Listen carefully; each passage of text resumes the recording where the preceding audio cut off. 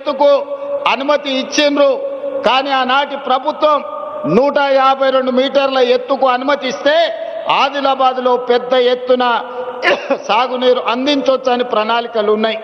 దానికి కొంత మహారాష్ట్ర ప్రభుత్వం అభ్యంతరం పెట్టింది. ఆ తర్వాతి కాలంలో 150 మీటర్లకు అనుమతి ఇవ్వడానికి సూత్రప్రాయంగా మహారాష్ట్ర ప్రభుత్వం ఒప్పుకున్నది. కానీ తెలంగాణ ప్రభుత్వమే ఆనాడు పెడచెవిన పెట్టింది. తుమ్మిడేటి దగ్గర ఉండాల్సిన ప్రాజెక్టు తరలిపోయి చిన్నకాళేశ్వరం, మేడిగడ్డ, అన్నారం, సుందిళ్ల పేరు మీద ఎక్కడికో కిందికి తరలిపోయింది. కరీంనగర్ జిల్లాలో నిర్మాణం జరిగింది. అదైనా మంచిగా జరిగిందా అంటే 1,00,000 కోట్లు ఈరోజు గోదావరి పాలైపోయినాయి, గోదావరిలో కొట్టుకపోయినాయి. పాపం ఊరికే పోదు అన్నట్టు ఈరోజు ఎన్ని బాధలు పడుతుర్రో సూరు. సొమ్ము వచ్చిన తర్వాత సొంత పిల్లలే కత్తులతో పొడుచుకుంటారు.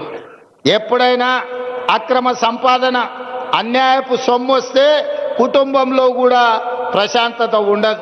ఇవాళ కండ్లతో చూస్తున్నాం. బిడ్డో దిక్కు, కొడుకో దిక్కు, అల్లుడో దిక్కు, ఆయన శాతగాక ఎక్కడ వండుకున్నాడో మీరు అందరు చూస్తున్నారు. ప్రజల సొమ్ము తిన్నోడు ఎవడు బాగుపడడు.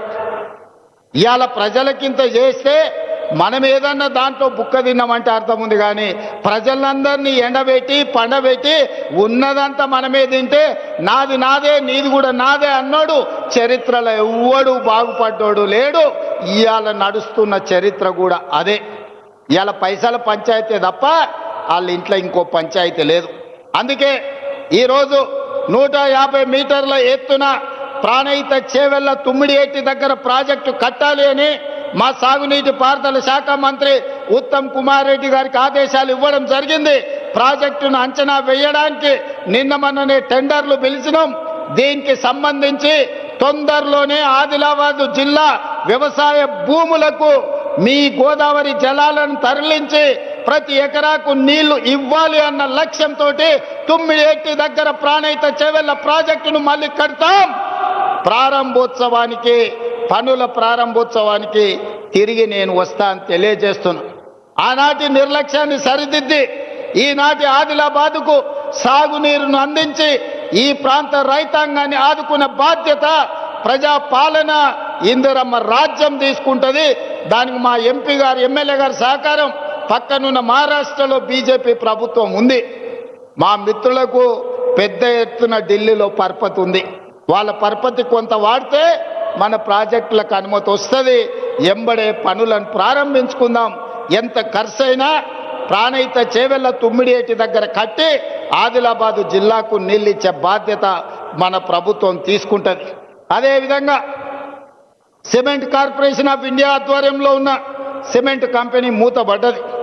ఈ ప్రాంతంలో అపారమైన సున్నపు గనులు ఉన్నాయి. ఇక్కడ సిమెంట్ కంపెనీ పెడితే బ్రహ్మాండంగా నడుస్తుంది. కేంద్ర ప్రభుత్వంతో మాట్లాడి తొందరలోనే ప్రైవేట్ పెట్టుబడిదారులను తీసుకొచ్చి ఇక్కడ పెద్ద ఎత్తున సిమెంట్ కంపెనీని మళ్ళీ ప్రారంభింపజేసి ఈ ప్రాంతంలో ఉండే నిరుద్యోగ యువకులకు వేలాది మందికి ఉద్యోగ ఉపాధి అవకాశాలు కల్పించి వ్యాపార కేంద్రంగా ఆదిలాబాదును తీర్చిదిద్దే బాధ్యత మన ప్రభుత్వం తీసుకుంటుంది. మీకు సిమెంట్ పరిశ్రమను ప్రారంభించే విధంగా మన ప్రభుత్వం చర్యలు చేపడుతుంది. అదేవిధంగా విద్య, నేను మొదటి నుంచి కూడా నేను చెప్తున్నా, ఎక్కడైతే ఎడ్యుకేషన్, ఎక్కడైతే ఇరిగేషన్ ఉంటుందో, ఎక్కడైతే కమ్యూనికేషన్ ఉంటుందో ఆ ప్రాంతం అభివృద్ధి చెందుతుంది. ఆదిలాబాదును ఎడ్యుకేషన్ విషయంలో, ఇరిగేషన్ విషయంలో, కమ్యూనికేషన్ విషయంలో ఖచ్చితంగా ప్రభుత్వం లక్ష్యం పెట్టుకొని ముందుకు వెళ్తుంది. Young India integrated residential schools ఇచ్చిన మీ ఐటీఐలను వివేక్ వెంకటస్వామి గారు ఏటీసీలుగా, అడ్వాన్స్డ్ టెక్నాలజీ సెంటర్లుగా మార్చిన, మీకు మెడికల్ కాలేజీలు ఇచ్చిన, ఈనాడు ఎంతో కాలం నుంచి పెండింగ్ ఉన్న యూనివర్సిటీ ఆదిలాబాద్కి ఇవ్వాలన్నారు. మొన్నటి వరకు ఖమ్మంలో కూడా లేదు.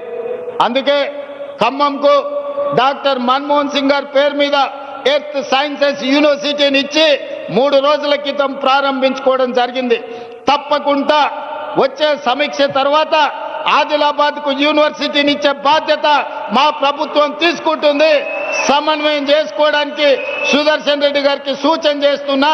అందరితోని మాట్లాడి ఎక్కడ యూనివర్సిటీ ప్రారంభించాలనో కూడా స్థలాన్ని సేకరించండి. మా శంకర్ ఆదిలాబాద్ అంటాడు, మా బొజ్జు ఖానాపూర్ అంటాడు, మా ప్రేమ్ సాగర్ రావు గారు మంచిర్యాల అంటాడు. ఇంకా మా వివేకన్న మా వినోద్ అన్న మళ్ళీ ఎక్కడంటారో తెలియదు.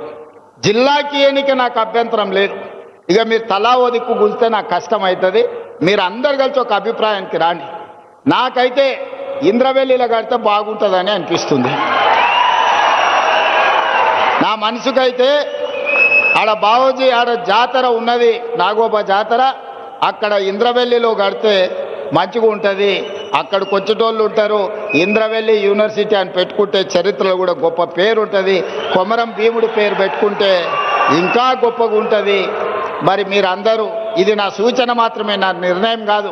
ఇక మళ్ళీ ముఖ్యమంత్రి గారు నిర్ణయం తీసుకున్నాక మళ్ళీ మమ్మల్ని ఎందుకు అడుగుతున్నారు అని అంటారు ఎవరన్నా. నేను సూచనే చేస్తున్నా, మీరు అందరూ కూర్చొని ఒక కొలిక్కి రాండి. ఆదిలాబాద్కు యూనివర్సిటీ ఇచ్చే బాధ్యత నాది, అనుమతి ఇచ్చేది నేను, కానీ ఎక్కడ పెట్టుకోవాలనేది ఇక మీరే కూర్చొని మాట్లాడుకోరా. మళ్ళీ ఆ పంచాయతీలకు మాత్రం నన్ను లాగకండి. మీకు యూనివర్సిటీ ఇచ్చి మన పిల్లల్ని చదువుకునేటట్టు, చదువుకున్న వాళ్ళకు ఉద్యోగాలు ఇప్పించే బాధ్యత నాది. అదేవిధంగా తెలంగాణ ఉద్యమం అంటేనే నిరుద్యోగ సమస్య. నీళ్లు నిధులు నియామకాలు అన్నారు. మరి నియామకాలు ఎవరికి వచ్చినాయో మీకు తెలుసు. వాళ్ళ ఇంట్లో ఎంతమందికి ఉద్యోగాలు వచ్చినాయో తెలంగాణ వచ్చినాక మీరే చూసారు, నాకంటే ఎక్కువ. మరి ప్రజలకు రాలే. అందుకే 10 ఏళ్ళు ఖాళీలుగా ఉన్న ఉద్యోగాలను భర్తీ చేయాలని వచ్చిన సంవత్సరం నుంచే, వచ్చిన రోజు నుంచే మొదలుపెట్టి సంవత్సరం తిరిగే లోపల తెలంగాణ రాష్ట్ర ప్రభుత్వంలో 60,000 ఉద్యోగ నియామకాలు చేపట్టి ఎల్బీ స్టేడియంలోనే ప్రజల సాక్షిగా 61,000 మందికి నియామక పత్రాలు ఇచ్చినాం. గ్రూప్ 1లో మనం ఉద్యోగాలు ఇస్తే 15 ఏళ్ళ నాటి ప్రభుత్వం నియామకాలు చేపట్టలే. నేను ప్రక్షాళన చేసి తెలంగాణ పబ్లిక్ సర్వీస్ కమిషన్ పెద్ద ఎత్తున పారదర్శకంగా పరీక్షలు నిర్వహించి 563 మంది గ్రూప్ 1 అధికారులను ఆనాడు సెలెక్ట్ చేస్తే కోట్ల రూపాయలు ఇచ్చి కొనుక్కున్నారని పేదోళ్ళ పిల్లల్ని, వాళ్ళ చదువులను వాళ్ళని అవమానించారు. అందుకే కోర్టుకెళ్ళి తప్పుడు ఆరోపణలు కొట్టేపిచ్చి ఈరోజు 562 మంది గ్రూప్ 1 అధికారులను తెలంగాణను అభివృద్ధి చేయడానికి, తెలంగాణ పునర్నిర్మాణంలో భాగస్వాములు చేయడానికి వాళ్ళకు ఉద్యోగాలు ఇచ్చినాం. గ్రూప్ 2లో దాదాపుగా 785 మందికి ఉద్యోగ నియామక పత్రాలు ఇచ్చినాం. అదేవిధంగా పోలీస్ శాఖ కావచ్చు, వైద్య ఆరోగ్య శాఖ కావచ్చు, వివిధ శాఖలల్లో 61,000 ప్రభుత్వ ఉద్యోగాలు తలలు లెక్కగట్టి ఎల్బీ స్టేడియంలో రాష్ట్ర ప్రభుత్వంలో ఉద్యోగ నియామకాలు చేపట్టిన చరిత్ర దేశంలోనే తెలంగాణ రాష్ట్రానికి దక్కింది. ఇవి సరిపోతాయంటే సరిపోవు. రాబోయే రోజుల్లో ఇంకో 40,000 ప్రభుత్వ ఉద్యోగ నియామకాలకు